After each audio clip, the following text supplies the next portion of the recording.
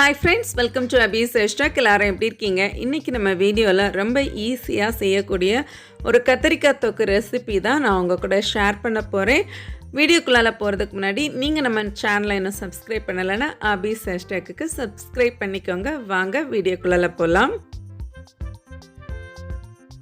Friends, இந்த கத்திரிக்காய் recipe செய்கிறதுக்கு நான் இன்றைக்கி ஒரு குக்கரில் கொஞ்சமாக ஆயில் ஆட் பண்ணி ஒரு 2 கத்திரிக்காய் 2 தக்காளி அப்புறம் ஒரு மீடியம் சைஸ் ஆனியன் வந்து குட்டியாக சாப் பண்ணி சேர்த்துருக்கிறேன்.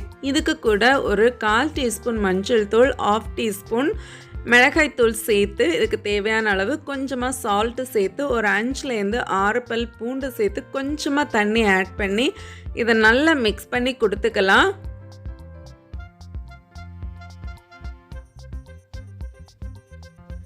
இப்போ நம்ம குக்கருக்கு மூடி போட்டு நான் ஒரு 2 விசில் வச்சு எடுக்க போகிறேன். இந்த கத்திரிக்காய் தொக்குக்கு வந்து நல்ல கத்திரிக்காய் தக்காளி அண்ட் ஆனியன் வந்து நல்ல சாஃப்டாக நமக்கு குக்காகி கிடைக்கணும்.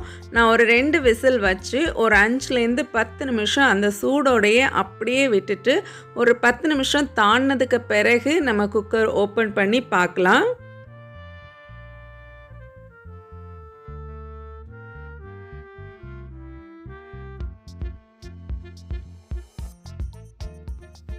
இப்போ பாருங்கள், நம்மளுடைய கத்திரிக்காய் எல்லாமே நல்ல குக்காகி இருக்குது. இப்போ ஒரு மத்து அல்லது ஒரு பெரிய கரண்டி வச்சு இதை நல்லா மசிச்சு விட்டுருங்க. கத்திரிக்காய் பீஸே தெரியாத அளவுக்கு நல்லா நமக்கு மேஷ்ட் ஆகி கிடைக்கும். இந்த டைம் சால்ட்டு காரம் எல்லாமே நீங்கள் செக் பண்ணிக்கோங்க. இப்போ நல்லா மசிச்சு விட்டதுக்கு பிறகு இதுக்கு ஒரு சின்ன தாளிப்பு கொடுத்துடலாம். தாளிப்பு கரண்டி அடுப்பில் வச்சுட்டு ஒரு 2 ஸ்பூன் ஆயில் வந்து ஆட் பண்ணியிருக்கிறேன். ஆயில் நல்லா சூடானதுக்கு பிறகு கொஞ்சமாக கடுகு, ஜீரகம், கறி லீஃப், காஞ்ச மிளகாய் போட்டு நல்லா வறுத்து எடுத்துக்கலாம். இப்போ கொஞ்சமாக வந்து உளுந்து இதுக்கு சேர்த்துருக்கிறேன். உளுந்து கொஞ்சம் குக் ஆனதுக்கு பிறகு ஒரு 1/2 ஆனியன் வந்து சின்னதாக கட் பண்ணி சேர்த்துருக்கிறேன். ஆனியன் நல்ல ப்ரௌன் கலர் ஆகிறது வரைக்கும் நல்லா மிக்ஸ் பண்ணி கொடுக்கலாம்.